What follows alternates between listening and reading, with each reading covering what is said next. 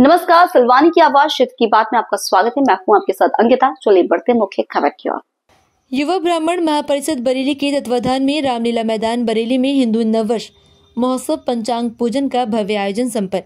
संतों के सानिध्य में पंचांग पूजन एवं पंचांग वितरण का कार्यक्रम हुआ। कार्यक्रम का शुभारंभ भगवान श्री परशुराम जी के पूजन अर्चन एवं विधिवत पंचांग पूजन से हुआ। पंडित द्वारका प्रसाद जी उपाध्याय एवं क्षेत्र के सभी विद्वानों पंडितों के द्वारा वेद मंत्रों के द्वारा महोत्सव मनाया गया। सभी विप्र देवताओं की ओर से मुख्य यजमान के रूप में नरसिंह प्रसाद शर्मा और सभी ब्राह्मणों के द्वारा पंचांग पूजन में भाग लिया गया। श्री 1008 श्री ब्रह्मचारी जी महाराज बापौली धाम मांगरौल वालों के श्री वचनों द्वारा हिंदू नववर्ष एवं नव संवत्सर की महत्ता, हिंदू सनातन संस्कृति का नववर्ष चैत्र शुक्ल पक्ष प्रतिपदा को मनाने का संदेश सबको दिया गया। इस अवसर पर क्षेत्रीय संतों का सानिध्य प्राप्त हुआ। परम पूज्य महामंडलेश्वर श्री गिरीश दास जी महाराज बगलवाला, श्री मुक्तानंद जी महाराज बापौली धाम, श्री भोले स्वरूप जी ब्रह्मचारी जी महाराज कुसुमखेड़ा, श्री मुदगल जी महाराज सुहागपुर एवं सभी क्षेत्रीय विद्वान ब्राह्मणों की उपस्थिति रही। एवं सभी विप्रबंध बड़े हर्ष और सौभाग्य का विषय है कि आज हम नव वर्ष के आगमन में उसके एक दिन पूर्व इस पंचांग पूजन के कार्यक्रम को संपन्न कर रहे हैं।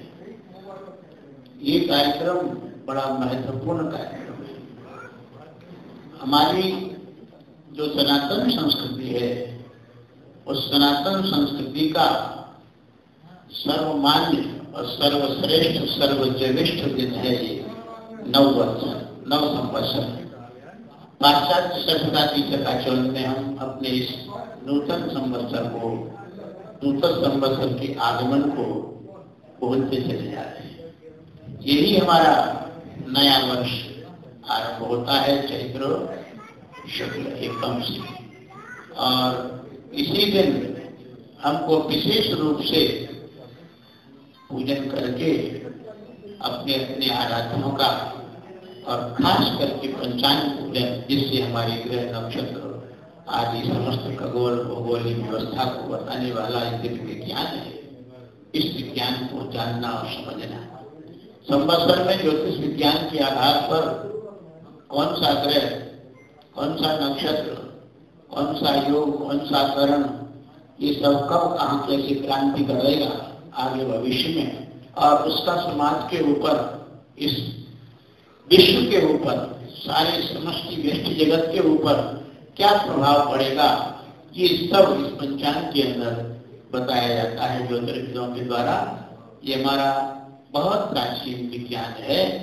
शास्त्र में आया है कि जो षट दर्शन है उसमें बोले व्याकरणेन विना अंध बधिरा घोषवर्जित।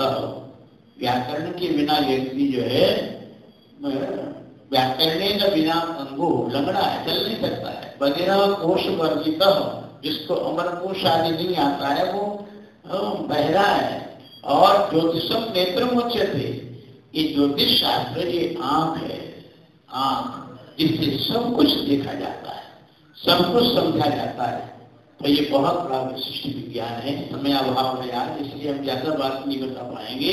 और इस विप्रबंधों के द्वारा ये कार्य संपन्न हो रहा है, समाज के लिए भी बहुत बड़ा महान योगदान होगा। तो इस कार्यक्रम के द्वारा हमारी संस्कृति की पहचान होगी, जानकारी होगी, और हम किस रास्ते पे चलना चाहिए, कैसे चलना चाहिए, इसका सब ज्ञान होना होगा।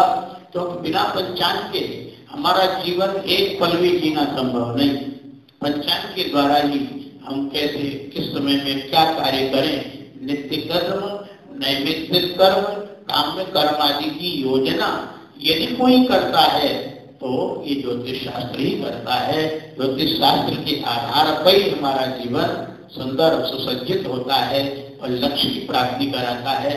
और हम विप्रबंधु जो विप्र कहलाते हैं, इस ज्योतिष की कृपा प्रसाद से ही हम विप्र कहलाते हैं। विप्र का मतलब होता है विशेषेण पूरे लोकान कामान इति विप्रः।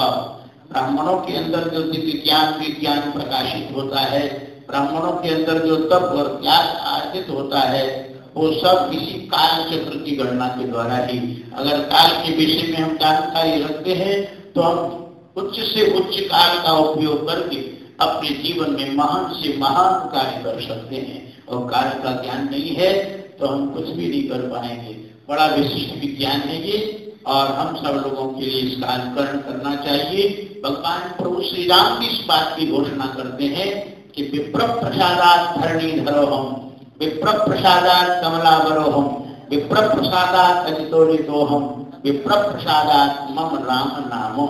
इस काल का ज्ञान परिज्ञान करके ब्राह्मण विप्र कहलाते हैं, और वे विप्रों के माध्यम से भगवान श्री राम कहते हैं कि ब्राह्मणों की कृपा प्रसाद से ही हम आज लक्ष्मी के पति कहला रहे हैं। ब्राह्मणों की कृपा प्रसाद से ही हम इस पृथ्वी को धारण करने की क्षमता